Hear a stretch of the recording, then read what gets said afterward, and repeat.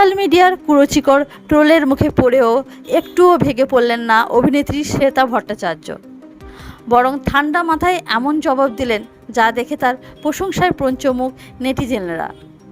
সম্প্রতি স্বামী রুবেল দাসের সঙ্গে একটি জনপ্রিয় টেলিভিশন অনুষ্ঠানে অংশ নেওয়ার ছবি পোস্ট করতেই এক নেটিজেন অত্যন্ত আপত্তিকর মন্তব্য করে তার চরিত্র নিয়ে কুৎসা রটানোর চেষ্টা করেন। সেই মন্তব্যে জবাবে শ্বেতা লেখেন, হ্যাঁ, আমি আর রুবেল দুজনেই রাতের সঙ্গী। এরপরও যখন ট্রোলার আরও অশালীন মন্তব্য করতে থাকে, তখনও ব্যঙ্গাত্মক ভঙ্গিতে শ্বেতা পাল্টা উত্তর দেন।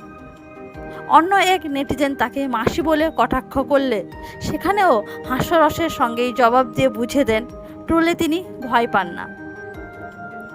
প্রায় 16 বছরের অভিনয় জীবনে একের পর এক জনপ্রিয় ধারাবাহিকে নিজের দক্ষতার প্রমাণ দিয়েছেন শ্বেতা। তাই অনুরাগীদের বক্তব্য তার সাফল্য শুধুই কঠোর পরিশ্রম ও প্রতিভার ফল।